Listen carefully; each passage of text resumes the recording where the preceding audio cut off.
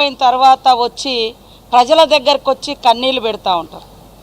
అది ఈరోజు ఆయన చేసినటువంటి కార్యక్రమం తప్ప అధికారం పోయిందనేటువంటి అక్కసు దాన్ని వెళ్ళగక్కుతూ ఎవడైనా రజతోత్సవ సభ జరుపుకుంటే వాళ్ళ త్యాగాలు వాళ్ళ విజయాలు లేదా రేపటి మా పోరాటం ఇది అదే అని చెప్పుకుంటారు. కానీ మరి ఎంతసేపు బాధ అనిపిస్తుంది అని బాధపడుతున్నాడు. ఎవరి కోసం బాధపడుతున్నావయ్యా?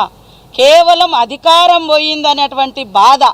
అధికారం పోయిన తర్వాత నీ కుటుంబంలో అనేక చీలికలు పేలికలు అనేక ఆస్తులు అటు ఇటు అవుతున్నాయి, బజార్న పడుతున్నాం అనేటువంటి బాధ తప్ప ప్రజల గురించి నీకు బాధ ఉంటే గత 10 సంవత్సరాలలో నువ్వు ప్రజలకు ఏం ఒరగబెట్టినావని మేము అడుగుతా ఉన్నాం.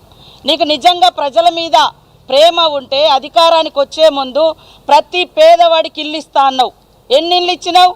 ఇందాక మా శ్రీనివాస్ రెడ్డి గారు అన్న చెప్పినట్టుగా 80,000 ఇల్లు ఇస్తే దాంట్లో బిల్లులు ఇవ్వకుంటే మొన్న మా పొంగులేటి శ్రీనివాస్ రెడ్డి గారి ఆధ్వర్యంలో సీఎం గారి యొక్క ఆదేశం మేరకు బిల్లులు ఇవ్వడం జరిగింది. అదే కాకుండా మరి ఇంటికొక ఉద్యోగం అన్నావు. మేము 10 నెలలలో 12 నెలలలో 59,000 ఉద్యోగాలు ఇచ్చినాం. అనేక మంది నిరుద్యోగులను వాడుకొని నువ్వు అధికారానికి వచ్చి వాళ్ళని అణిచివేస్తే వాళ్ళు చాలామంది ఆనాడు ఆత్మహత్యలు చేసుకున్నారు. అదే కాకుండా సర్పంచ్ల బిల్లులు అబద్ధాలను 10 సార్లు చెప్తే నిజమవుతుందనే భ్రమలలో ఆ కుటుంబం ఉంది. అందుకనే పదే సోషల్ మీడియాతోటి కూడా తప్పుడు వార్తలు రాయించి మరి తప్పుడు ప్రచారం చేస్తున్నారు. కాబట్టి తప్పుడు వెధవలకు తప్పుడు ఎవరైతే ఉంటారో అలాంటి వాళ్ళకు ఖచ్చితంగా కేసులు పెడతాం. ఈరోజు మరి ఏదైతే మా ప్రభుత్వంలో ఇల్లు ఇవ్వడం జరుగుతుంది, ఉద్యోగాలు ఇచ్చినాము, పేదింటి ఆడబిడ్డలు ఎక్కేది ఏంటిది ఎర్ర బస్సు. ఇవాళ మీ బిడ్డ అంటే సరే పెద్ద కార్లలో తిరుగుతుంది, చాలా మరి అనుభవిస్తుంది. ఉద్యమ ఆకాంక్షను వాడుకొని మీ కుటుంబం మీరు అధికారంలోకి వచ్చారు, 10 ఏళ్ళు దర్జాగా ఉన్నారు. కానీ పేదింటి ఆడబిడ్డలకు బస్సు పెడితే కూడా ఆ బస్సులలో కొంతమంది వీళ్ళ మనుషులను పంపించి కొట్లాటలు చేయించి కొట్టుకునే రకంగా చేసి వీడియోలు చేయించి అంత అక్కసు. ఆ అక్కసునంతా కూడా ఇవాళ కూడా అత్యంత నీచంగా ఆడబిడ్డలు బస్సు వద్దంటున్నారు. ఒక్కొక్క ఆడబిడ్డ ఇవాళ బస్సు వాడుకోవడం మూలంగా మినిమం 3-4 వేల రూపాయలు వాళ్ళకి ఆదా అవుతుంది. ఇవాళ నీళ్ళ గురించి అయ్యా నువ్వు 1000 కోట్లు మింగినవు తప్ప నీళ్ళు ఇయ్యలే. మా సర్వేలో బయటకు వచ్చింది. అధికారులను బెదిరించి అదిరించి ఎమ్మెల్యేల సంతకాలు కూడా తెప్పించుకున్నాం ఆ రోజు ఇస్తున్నట్టుగా.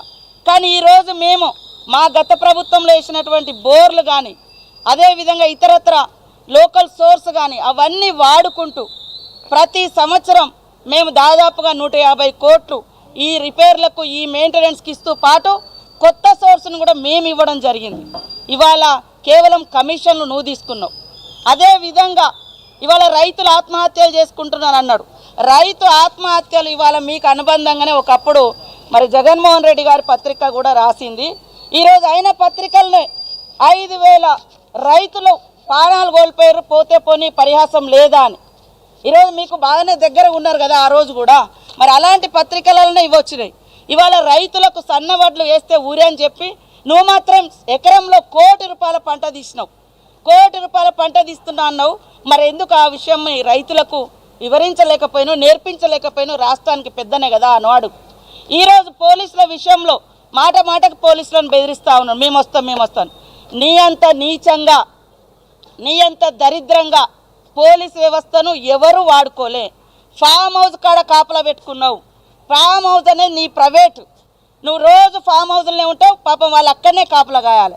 ప్రజలకు రక్షణ కాదు, నీకు రక్షణ కాసే విధంగా చేసుకున్నావు. ఇది నీ పరిపాలన. ఇవాళ ఆడబిడ్డలకు బస్సు ఇస్తే నచ్చదు, పేదింటి ఇండ్లలో 500 గ్యాస్ ఇస్తే నచ్చడం లేదు, పేద కుటుంబాలకు ఇండ్లు ఇస్తే నచ్చడం లేదు, నిరుద్యోగ యువతకు ఉద్యోగాలు ఇస్తే నచ్చడం లేదు. మరి అదేవిధంగా ఇండ్లల్లో గుడిసెలల్లో కరెంట్ ఇవ్వలేను ఒక్కరోజు కూడా. ఆ రోజు నేను ఉచితంగా కరెంట్ ఇచ్చినా అని చెప్తున్నాను. నువ్వు మేము చర్చకు సిద్ధం. కరెంటు బిల్లులు కూడా కట్టకుండా 60,000 కోట్ల రూపాయలు బకాయి పెట్టిపోయినావయ్యా.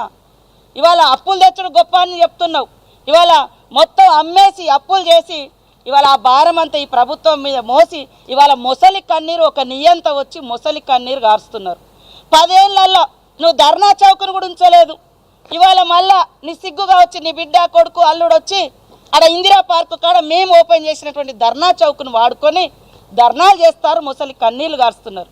ఇవాళ బహిరంగ సభను అడ్డుకోవడానికి ప్రయత్నించడం అంటున్నారు. మేము అడ్డుకునే ప్రయత్నం చేస్తే ఆ సభ జరుగునా, ఆ స్థలం నీకు వచ్చినా, అక్కడ అనేక వాగులు, అదేవిధంగా చెరువులు, కాలువలు, గవర్నమెంట్ కాలువలు కూడా నిస్సిగ్గుగా పూర్తి చేసి ఇవాళ మరి సభ పెట్టుకున్నారంటే ప్రభుత్వం ఒక ప్రజాస్వామిక ప్రభుత్వం కాబట్టి ఆలోచించి ఇవాళ పర్మిషన్ ఇస్తే ఇవాళ ముసలి కన్నీళ్ళు గార్చడం కోసం రాష్ట్రం ఆగమైంది. రాష్ట్రం ఎందుకు ఆగమైందా? నీ కుటుంబం అధికారం పోయింది కాబట్టి నువ్వు ఆగమైనటువంటి బాధలో నువ్వు ఉన్నావు. ఇవాళ అసెంబ్లీ అనేది రాష్ట్రానికి ఒక దేవాలయం, చట్టాలు చేసేటువంటి, సంస్కరణలు తెచ్చేటువంటి మరి గొప్ప చర్చా వేదిక అసెంబ్లీ అనేది. కానీ ఈరోజు అసెంబ్లీని కూడా సొల్లు కబురు అన్నావంటే, అంటే సొల్లు కబురు అన్నటువంటి ఈ మాజీ ముఖ్యమంత్రికి, ఈ కేసీఆర్కు మళ్ళీ అసెంబ్లీలో అడుగుపెట్టే అర్హత ఉందా?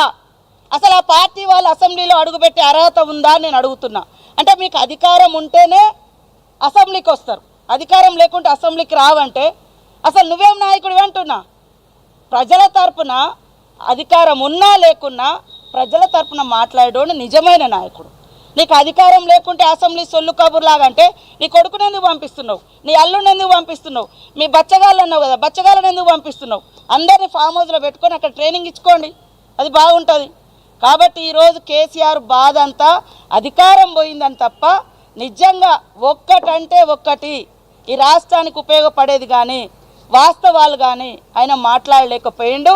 ఒక నియంత అధికారం కోల్పోయిన తర్వాత ప్రజల్లోకి వస్తే ఎలా ముసలి కన్నీరు గారుస్తాడో దానికి ప్రత్యక్ష సాక్ష్యం కేసీఆర్ ప్రసంగం. ఇంతకంటే అందులో ఏమీ లేదు.